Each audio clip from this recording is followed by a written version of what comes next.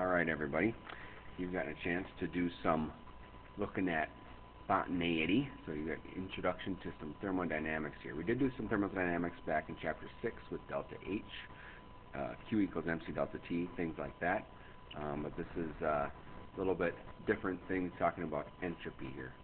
So which of the following processes are spontaneous? We look at here. Rock rolling uphill, no, not going to happen. Leaf falling, yep, it just happens all by itself. And once you have water at 100, yes, it does boil by itself. We don't have to, once it's at that temperature, it will boil. So those two things would be spontaneous. Alright, as far as entropy goes, entropy is disorder.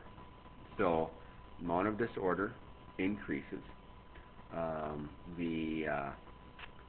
If it's going to increase, delta S is positive. Delta S is positive. So when we're increasing our disorder, so like if I take a deck of cards and then that's all organized and then I throw it all on the floor, I've increased my disorder. My delta S in that situation would be considered positive. If I organize something and I decrease the disorder and I organize those deck of cards, now again my delta S is negative. Alright, so here, if I look at number 2, delta H is negative. That means reaction loses energy, becomes less energetic. That's from chapter 6.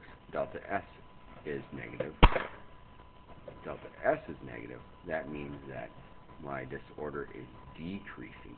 So I'm becoming more ordered or more organized. So more ordered. So my molecules have become more organized or more ordered. Alright? So that's those two questions. If we go down to the next thing. If I can make that happen. Alright, number 3. Does this order increase or decrease the formation of gaseous water? Alright, so if we look at our moles of gas, we have 2 moles of hydrogen gas, 1 mole of oxygen gas, making 2 moles of water gas. So what happens here is that the amount of disorder is decreasing because we have less moles of gas and they're in molecule form. So we have fewer individual molecules. We have elements that have joined together in molecules. So our entropy is decreasing. We have less moles of gases and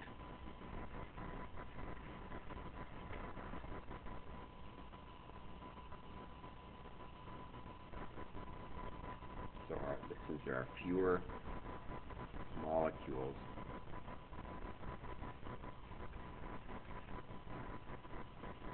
moving randomly. Alright? Boy, good writing. Alright, so number 4. As you went through this with your tables, hopefully these went okay. Think in terms of disorder. As an ice cube is melting, delta S will be positive. Will be positive because it's becoming more disordered. Solid is more ordered than a liquid, so it's going to become a positive. Water vaporizing, same thing. We're going from liquid to a more disordered situation of a gas, and delta S will be positive again. If you are cleaning your room, that means you're organizing your room, so the delta S is negative. Remember, delta S is negative when things are becoming more ordered, more organized. Folding paper, delta S will again be negative. We're putting it into a more ordered situation by putting it into the shape of a paper airplane. Right? You see all these different situations here. We talked about this before. Delta H is negative. That makes it exothermic. Positive endothermic, and all the different possibilities in the situations. Sign of delta S of the reaction. If the reaction is increasing its entropy and there's a release of energy, and every time the reaction will be spontaneous. If there's a energy going in, so energy is not released, which is not a very stable thing, and there's a decrease of entropy, or more orderness happening, then it for sure will not be spontaneous. The other two situations depend on the temperature, which we'll get into. Alright, so for number 2, according to the table, it says there's an entropy increase. What entropy is it referring to? In that case, we are talking about the delta S of the reaction. It is referring to for an entropy increase. Why can't change in S of the universe be positive or negative for reactions 2 or 3? It's because it depends on, delta S of the universe depends on both the delta S of the reaction and delta S of the surroundings. So whichever one is larger determines what the delta S of the universe will be. So you need to know what those delta S's are. So it depends on the delta S of surroundings and reaction. I'm going to write it all down. Number 7. What's the correlation between the sign of delta H reaction, sign of delta H of the delta S of the surroundings? They're always opposite signs. Ooh, I spelled that wrong. They're opposite signs. So if delta H of the reaction is negative, that means that heat is going into the surroundings, and if heat goes into the surroundings, that makes molecules move faster, all around, faster, which increases entropy. So if the delta H is negative, delta S is positive. That's what it means. Delta S of the surroundings is how much the surroundings is changing as far as orderness. Number 8, the sign of delta H determines the sign of delta S. Explain why this is true. I just think I did that. Number 9 on the table, the sign of the one value determines whether the reactions are spontaneous or not. And for this to happen, delta S of the universe must be positive.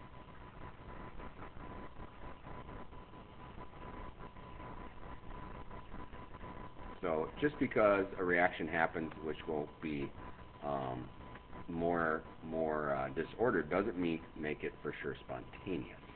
So it depends on delta S of the, which we said here, depends on delta S of the surroundings and delta S of the reaction if it's going to be spontaneous. Number 9er, on the table above, the sign of one value determines whether reactions are spontaneous or not. I'm pretty sure that was here. Sorry. Number 10, statement of second law of thermodynamics. This would be entropy, and this would be increase. Moving on.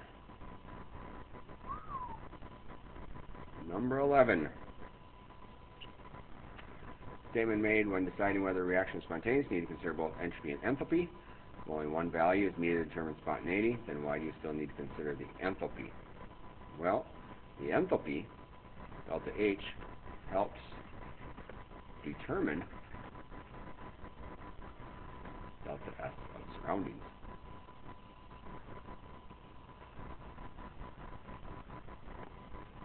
And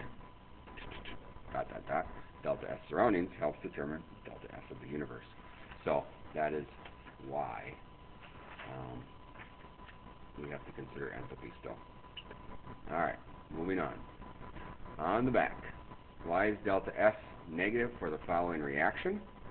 That would be negative because we are becoming more ordered as we go from 3 moles of gas down to becoming a solid. That is more ordered. So the disorder decreases because of that.